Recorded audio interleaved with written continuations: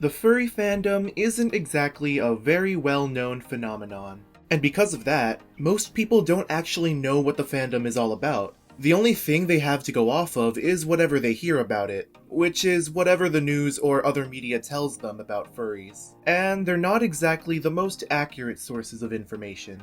Hey everyone, I'm Soren, and today we'll be going over a few common misconceptions about the furry fandom. Most of these are either due to misinformation from other sources, or from the lack of knowledge about the fandom in general. If you know someone who still believes some of these misconceptions, kindly correct them and offer them actual facts about furries. And if you're able, spread this information out as far as you can to people who aren't too familiar with furries. Hopefully, this can help disperse some of the negative stereotypes people have about furries, even if only a little. But anyway, let's get started. Number 1, not every furry owns a fursuit, and you don't need one to be a furry. Now, even though fursuits are one of the most recognizable features of the fandom, not every furry owns one. Some furries don't even like fursuits to begin with. In fact, the most common thing you'll see in the fandom is the furry art. But I can't blame people for having their eyes gravitate more towards fursuits. You can blame cartoons for normalizing animal artwork.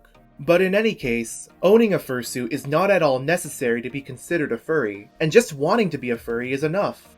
Number 2, furries do not believe that they are animals. A fursona isn't typically a way for people to actually identify as an animal, and if a furry says they do, it's most likely meant as a joke, or meant to be taken lightly.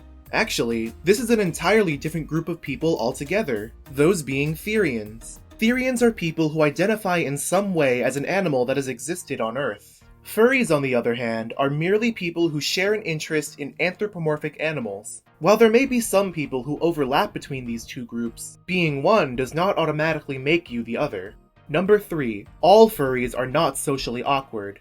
Look, I know plenty of people in the furry fandom consider themselves as introverts, but to go as far as saying everyone in the fandom has issues with talking to strangers is just wrong. Other people assume that all furries do what they do because they're socially dysfunctional and have trouble fitting in otherwise. And not to devalue these people who do have these reasons to be a furry, but not everyone has the same reasons as them. No, not everyone owns a fursuit because they have trouble meeting new people without wearing it. No, not everyone has a fursona so they can hide their real-life identities. Some people just want to be a furry for the fun of it. Not everything you do needs to have some important psychological meaning. If you want to have fun running around in an overpriced carpet or drawing cartoon animals, go for it. Find your own reason to be a furry that resonates the most with you. If that does happen to be because you find it easier to socialize here, then that's perfectly fine. At the end of the day, the fandom is just another place to have fun in the company of people who have a similar interest as you, so go enjoy it however you want.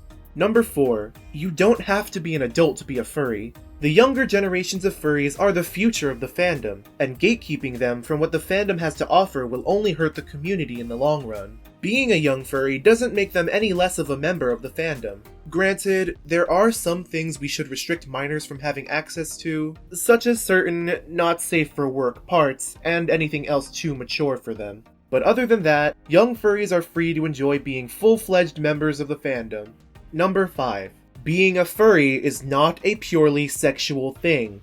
I'm gonna level with you. The sexual side of the furry fandom is very much alive and well. However, it's not what the fandom is based on, nor is it something every furry has to participate in. Sure, it's a pretty big part of being a furry for some people, but if this kind of stuff isn't your cup of tea, then no need to worry. The fandom was based on the shared love of anthro-animals through various forms of media, like art and animation. And yes, some people prefer to put a spicy lens over it. But again, the sexual side of the fandom is not a shared interest among every single furry, and if you wanted to, you can avoid it altogether.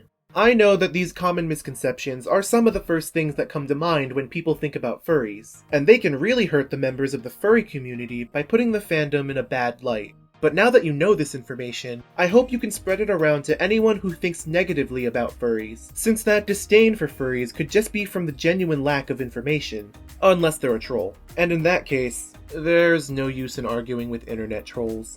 But anyway, thank you so much for watching, and if you enjoyed this video, be sure to leave a like, comment, and subscribe.